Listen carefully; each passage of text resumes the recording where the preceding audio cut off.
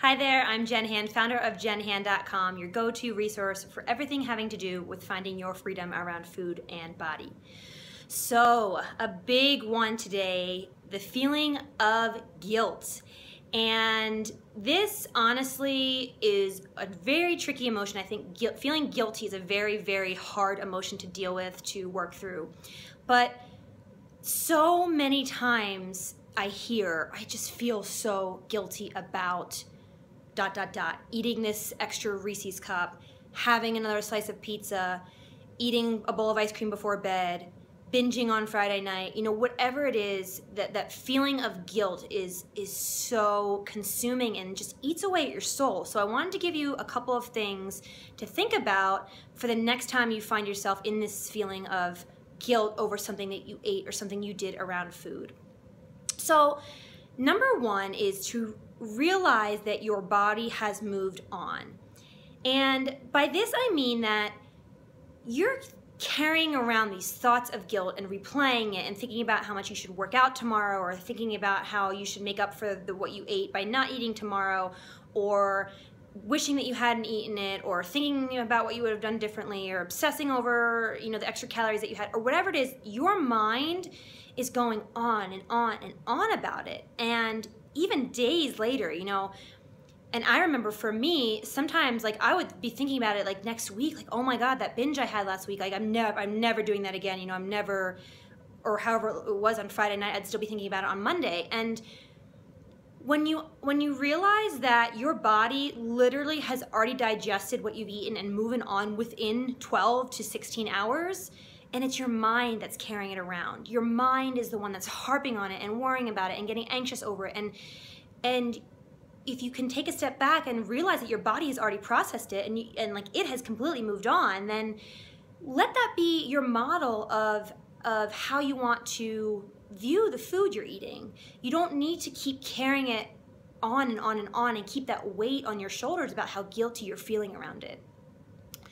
And this kind of leads into number two, is to choose to let it go. And it actually is a choice, because guilt can truly eat away at your soul. Feeling guilty about something is very, very, it just adds so much pressure to yourself, on your shoulders, and it's very, very, almost like it weighs you down, and that it makes you feel heavy, and it's not a good feeling. And when you choose to let it go, you actually say, and maybe it's really talking to yourself, or writing in your journal, or telling a friend, telling your significant other that, I had an extra piece of cake last night, I had 3 extra pieces of cake last night, and I'm making a choice to let it go and to not think about it anymore, not to harp on it, etc. And this is something I've begun doing recently, as I kind of, within the last year or two, because there were still times when I would feel a little bit guilty. I went home for Easter last year, and I brought back my aunt's amazing peanut butter eggs and coconut eggs that were homemade, and they were so good I couldn't stop eating them.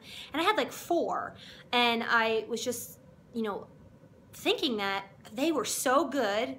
I don't really regret eating them because they were so good, and I'm gonna choose to let it go. It was a holiday, it was a special occasion, I don't have them ever in the year, and I'm just gonna move on. And so sometimes it really is a choice of you actually talking yourself down and saying, okay, I'm gonna let this go. My body has moved on, and I am choosing to move on also. The third piece is that really understanding that kindness and compassion are what leads to change. So when you are, guilt and criticism also often go hand in hand. So when you're criticizing yourself and berating yourself and beating yourself up about what you ate and why you ate it, and you're gonna work out extra, you're gonna restrict, you're gonna do this, you're gonna do that, and just hating yourself and being really mean to yourself, know and understand that truly and honestly never leads to change, ever.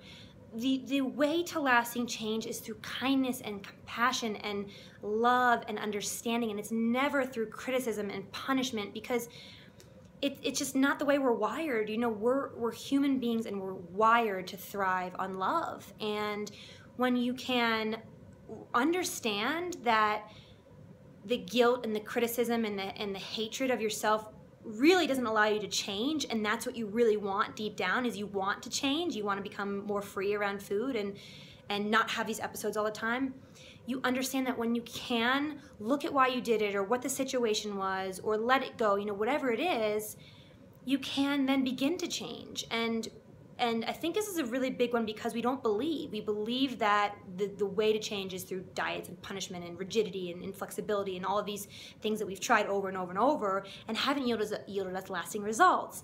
And so it's a shift, it's a big shift in your mindset around what really leads to change. And what leads to change is being curious and asking yourself what was going on and allowing yourself the space to let go and to love and to be okay with what happened. So just to kind of recap, when you are feeling guilty and you are in that space where you're just kind of thinking about and harping on what you've had to eat and you wish you hadn't and you're just so pissed off, etc., remember that these 3 things can help you let that go. So number 1, realizing that your body has moved on, and so you can give yourself permission for your mind to move on also. Number 2, actively choosing to let it go and self-talk or writing it, talking it out, whatever it is, but it truly is sometimes an active choice. Not an easy one, but it is a choice. And number 3, understanding that self-compassion and kindness and love are what allows you to change and move forward and heal in your journey. So I think this is a really, really big one. So if you're struggling with this or you have any questions, let me know in the comments, because I think feeling guilty around what you're eating is something I could talk about for hours.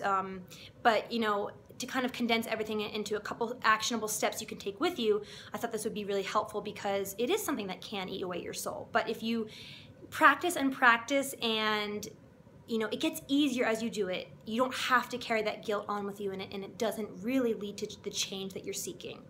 So thank you for listening, and let me know what you're struggling with or if you have any questions in the comments below.